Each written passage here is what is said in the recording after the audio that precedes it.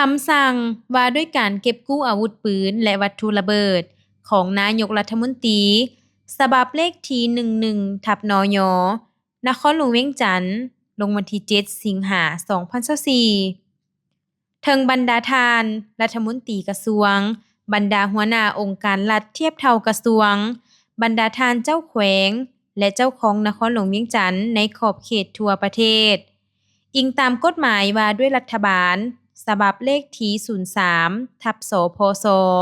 ลงวันที่16พฤศจิกายน2021อิงตามกฎหมายว่าด้วยการคุ้มครองอาวุธและวัตถุระเบิดฉบับเลขที่14/สพศลงวันที่7กรกฎาคม2022อิงตามหนังสือเสนอของกระทรวงป้องกันความสงบเกี่ยวกับการพิจารณาคำสั่งว่าด้วยการเก็บกู้อาวุธปืนและวัตถุระเบิดฉบับเลขที่48/ปกสลงวันที่8กรกฎาคม2024เพื่อรับประกันการเก็บกู้อาวุธปืนและวัตถุระเบิดที่บ่อยู่ในเป้าหมายอนุญาตครอบครองและนำใช้ตามกฎหมายได้รับการจัดตั้งปฏิบัติอย่างรีบด่วนทันสภาพการเป็นเอกภาพมีประสิทธิภาพและประสิทธิผลนายกรัฐมนตรีออกคำสั่ง 1. ให้บรรดากระทรวงองค์การรัฐเทียบเท่ากระทรวงองค์การปกครองท้องถิ่นในขอบเขตทั่วประเทศชี้นำการจัดตั้งที่อยู่ในความรับผิดชอบของตนในการเก็บกู้อาวุธปืนและวัตถุระเบิดด้วยรูปการและวิธีการต่างๆรวมทั้งการศึกษาอบรมพนักงานราชการที่อยู่ในความรับผิดชอบของตนให้มีความรับรู้เข้าใจให้การร่วมมือในการจัดตั้งปฏิบัติตามคำสั่งฉบับนี้อย่างเข้มงวดมีประสิทธิภาพและประสิทธิผล 2. ให้บรรดาท่านรัฐมนตรีหัวหน้าองค์การรัฐเทียบเท่ากระทรวงบรรดาท่านเจ้าแขวงและเจ้าของนครหลวงบรรดาท่านเจ้าแขวงและเจ้าของนครหลวง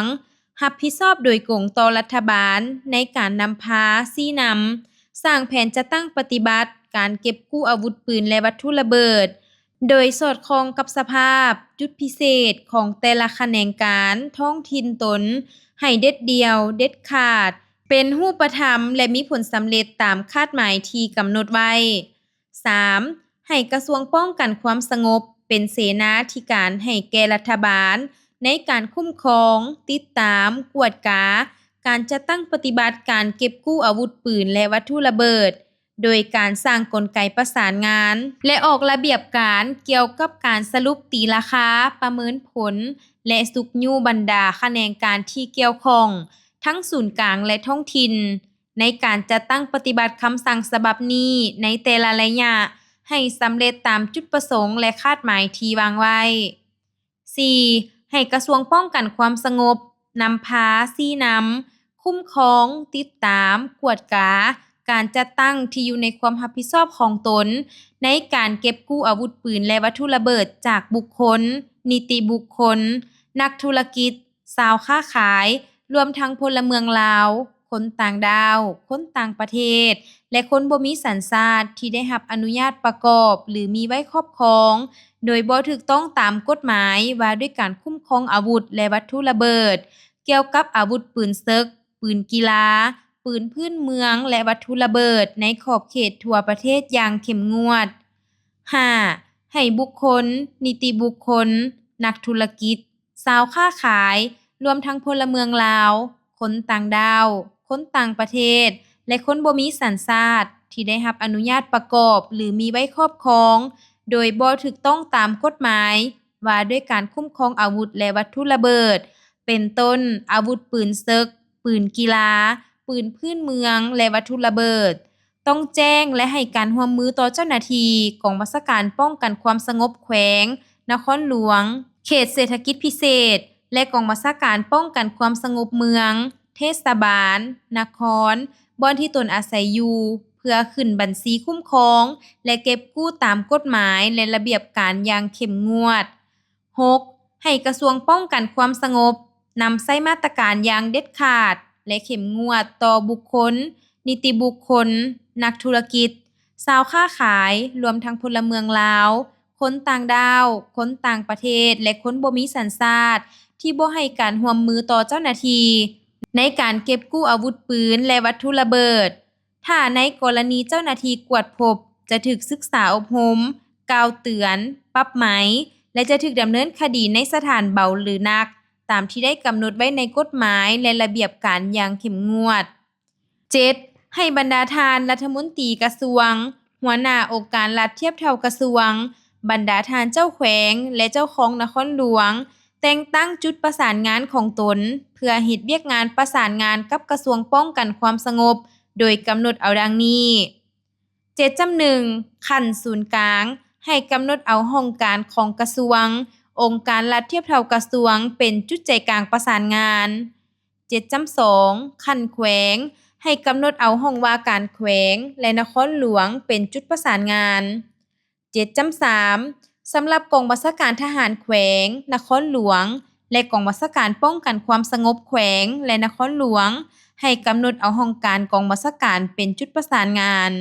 8. ให้บรรดากระทรวงองค์การแขวงนครหลวงเป็นเจ้าการอย่างตั้งหน้าในการสรุปตีราคาประเมินผลสร้างบทรายงานเก็บกำสถิติและผลสำเร็จของการจัดตั้งปฏิบัติเป็นแต่ละเดือนไตรมาส6 เดือนและ1 ปีพร้อมทางเก็บกู้หีบโฮมอาวุธปืนที่อยู่ในความรับผิดชอบของตนมอบให้กระทรวงป้องกันความสงบขึ้นบัญชีคุ้มครองและสั่งรวมรายงานรัฐบาลแต่ละระยะ 9. งบประมาณรับใช้ในการเคลื่อนไหวเวียกงานเก็บกู้อาวุธปืนและวัตถุระเบิดให้บรรดากระทรวงองค์การรัฐเทียบเท่ากระทรวงแขวงและนครหลวงขึ้นแผนนำใช้งบประมาณของรัฐบาลและสมทบกับงบประมาณได้จากการช่วยเหลือของสังคมและอื่นๆตามกฎหมายและระเบียบการ 10. ให้ค้นคว้าปฏิบัตินโยบายต่างๆต่อกับผู้ที่มีผลงานในการเคลื่อนไหวจะตั้งปฏิบัติเวียกงานการเก็บกู้อาวุธปืนและวัตถุระเบิดทั้งภาครัฐและเอกชนแม่นมอบให้บรรดากระทรวงองค์การรัฐเทียบเท่ากระทรวงแขวงและนครหลวงเป็นผู้ค้นคว้าโดยสมทบกับกระทรวงป้องกันความสงบเพื่อเสนอต่อรัฐบาลพิจารณาเป็นแต่ละระยะอย่างถูกต้องและเหมาะสม 11. ให้บรรดาทานรัฐมนตรีหัวหน้าองค์การรัฐเทียบเท่ากระทรวงเจ้าแขวงและเจ้าของนครหลวงในทั่วประเทศค้นคว้าเสื่อมซึมกำแน่นและจะตั้งปฏิบัติคำสั่งฉบับนี้ให้มีความเป็นเอกภาพมีประสิทธิภาพและประสิทธิผลในกรณีแขนงการใดท้องถิ่นใดหากบ่ปฏิบัติตามคำสั่งฉบับนี้แม่นให้คณะนำของแขนงการนั้นหรือท้องถิ่นนั้นต้องรับผิดชอบต่อรัฐบาลต่อกฎหมายและระเบียบการ 12. คำสั่งฉบับนี้มีผลศักดิ์สิทธิ์นับแต่วันที่ลงลายเซ็นเป็นต้นไปนายกรัฐมนตรีเซ็นและประทับตราสอนไซศรีพันดร